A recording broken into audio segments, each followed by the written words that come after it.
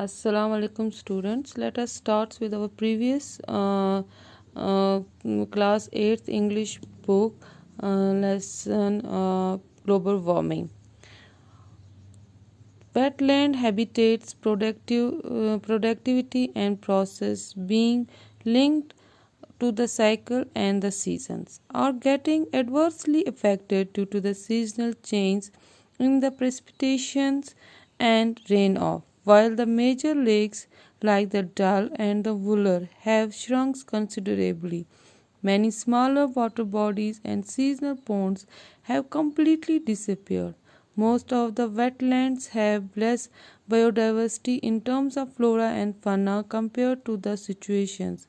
about half a century ago. In this process, obvious weeds and the other aquatic life have succeeded the major productivity and useful biota. बोलते हैं जो wetlands जो हैं उनके जो क्या बोलते हैं हैबिटेट्स मतलब कि जो वेटलैंड्स में वो जो जानवर जो क्या बोलते हैं प्लांट्स एंड एनिमल्स जो वहाँ पे ऑर्गेनिज्म जो रहते थे उनकी प्रोडक्टिविटी पे और उनके उस पे जो है बहुत उनके वहाँ पे उस पर बहुत असर पड़ा है क्योंकि वो लिंक करते थे इसी साइकिल और सीजन्स के साथ कब वो आते थे समर्स में वो चले जाते थे कुछ जो है विंटर्स में आते थे कुछ जो विंटर्स समर्स में चले जाते थे कुछ समर्स में आते थे फिर विंटर्स में चले जाते थे कुछ प्लांट्स वगैरह जो है कैसे वो उस टाइम वहाँ पे ये जो है ग्रो करते थे और वो उसकी वजह से जो सीजनल होते थे वो तो उस पर भी बहुत इफ़ेक्ट पड़ा है क्यों सीजनल चेंज की वजह से सीजनल चेंज जो है मौसम जो चेंज हो रहे हैं जैसे हमने पिछली बार पढ़ा कैसे जो है अब पता ही नहीं चलता है कब समर आता है और कब स्प्रिंग ख़त्म हो जाता है कुछ पता नहीं चलता है प्रेसिपिटेशन बारिश की वजह से ज़्यादा बारिशों की वजह से या कम बारिशों की वजह से ऐसे ही जो है बहुत सारे मेजर लेक्स जो हैं वो भी जैसे कि डल है ये वुलर है वो भी श्रंक हो रहे हैं वो भी ख़त्म हो रहे हैं और बाकी जो वाटर बॉडीज़ छोटी वाटर बॉडीज़ जो हैं ये सीजनल पॉन्ड्स जो वो होते थे वो जो बारिशों से भर रहे होते थे वो कम्प्लीटली डिसअपेयर्ड हो गए ख़त्म हो गए हैं मोस्ट ऑफ जो वेटलैंड्स जो हैं जो ये नंबल जिसको हम बोलते हैं वो उस पर भी इफेक्ट पड़ा है उसके फ्लोरा मतलब प्लांट्स वगैरह फना मतलब जो एनिमल्स वहाँ पे आते थे उन पे भी बहुत असर पड़ा है अगर हम कंपेयर करेंगे अबाउट ए हाफ अगर हम आज से 10 साल या 50 साल बाद देखेंगे वो फ्लोरा फना वहाँ पे वो वेटलैंड्स में थे बिल्कुल अलग थे आज बिल्कुल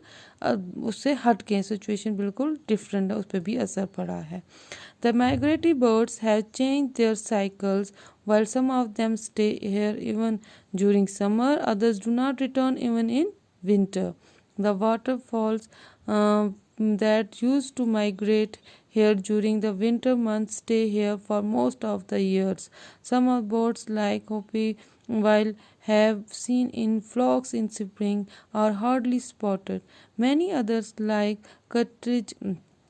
have completely डिसअपेयर्ड बोलते माइग्रेटरी बर्ड्स जो वहाँ बाहर से आते थे उन्होंने भी अपनी साइकिल जो बिल्कुल चेंज कर ली है उनमें से कुछ बर्ड्स जो हैं वो यहीं पे रहते हैं वापस नहीं जाते विंटर्स क्योंकि विंटर्स भी इतने हार्श नहीं होते इतने सख्त नहीं होते हैं कि वो यहाँ से वापस चले जाएं वो विंटर्स में भी इधर रहते हैं कुछ जो होते हैं जो यूज टू माइग्रेट जो विंटर्स में जो आते थे अब यहाँ पे बहुत सालों तक यहीं पे रहते हैं जैसे वाटरफॉल जो एनिमल्स है एक है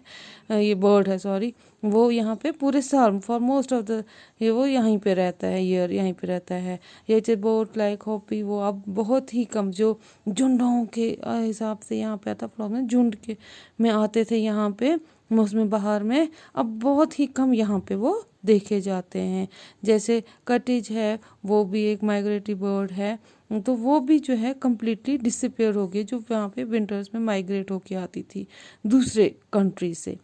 Rapid melting of Kohil glaciers, one of the largest glaciers of the Kashmir Himalayas, have evoked concern amongst the environmentalists who stress for immediate measures to at least minimize its melting rate. Kolhai has struck shrunk 18% during the past 3 decades due to the increase in temperature caused by high level of pollution, by the emission of greenhouse gases, by ever increasing vehicles and cement plants, beside increased human activities near the glacier, particularly by the Gujars and the Bakarwals. Significant increase in the number of pilgrims and the tourists in the eco-sensitive region around the Amarnath shrine is also a reason for melting of this glacier. बोलते हैं जो ये ज़ोरों पे जो हो रहा है मेल्ट हो रहा है कोलाई ग्लेशियर जो होता है वो मेल्ट हो रहा है, जो सबसे लार्जेस्ट ग्लेशियर है कश्मीर का, कश्मीर के हिमालय का सबसे वो जो है वो मेल्ट हो रहा है, बड़े तेज़ी से वो मेल्ट हो रहा है। और उसके लिए जो एनवायरमेंटलिस्ट जो है ना उन्होंने स्टेप्स उठाए, वो बोलते हैं कि कैसे हम ये करें कि इसका जो मेल्टिंग जो है वो रेट उसकी कम हो जाए। ये कम से कम 18% जो है पिछले 30 साल में, ये 18% तक क्या हो गया है, मेल्ट हो गया है, ये ख़त्म हो रहा है। 18% तक ये ख़त्म हो रहा है किसकी वजह से, टेम्परेचर इंक्रीज़ करने से। और पोल्यूशन जो किसकी वजह से हो रहा है, ग्रीन हाउस की वजह से हो रहा है, गाड़ियों की वजह से हो रहा है, सीमेंट प्लांट्स की वजह से हो रहा है, और ह्यूमन एक्टिविटीज़ और लोगों, क्योंकि वहाँ पे पहले लोग नहीं जाते थे, उनकी कुछ एक्टिविटीज़ वहाँ पे नहीं होती थी, पोल्यूशन नहीं बिल्कुल साफ होता था, तो वो बिल्कुल मेल्टिंग। अब जहाँ पे पोल्यूशन लोगों की वहाँ पे एक्टिविटीज़ ज़्यादा होगी है, उसकी वजह से भी वो मेल्ट हो रहा है, गुजर बकरवाल की वजह से। ये जो आते हैं, ये पिलग्रिम्स आते हैं, कौन से जो टूरिस्ट आते अमरनाथ या श्राइन को जाते हैं, उनका आवाजाही वहाँ पे आना जाना ज़्यादा हो गया है, उसका भी असर जो है इस कोलाई ग्लेशियर पे पड़ा है। और कम से कम कितना 18% तक वो क्या हो गया है, ख़त्म हो रहा है। In Jammu and Kashmir, the Energy and Resource Institute have selected the Kolhai Glacier in the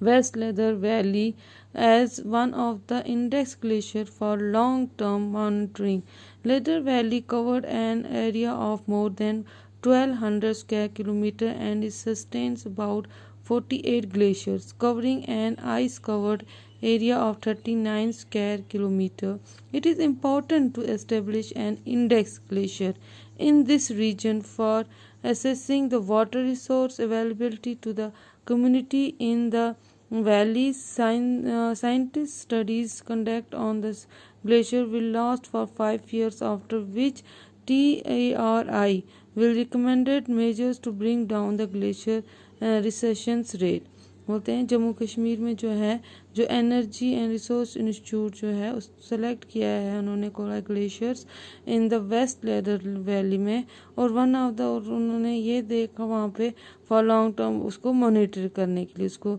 index मतलब कि उसको मॉनिटर कर रहे हैं। जो लेदर वैली जो कवर करती है कितना 1200 स्क्वायर किलोमीटर और सस्टेन्स करती है, उसमें 1200 स्क्वायर किलोमीटर में कितने 48 ग्लेशियर्स हैं, और उसमें से जो एरिया कवर जो है आइस से वो कितना है 39 स्क्वायर किलोमीटर जो है सिर्फ बर्फ़ से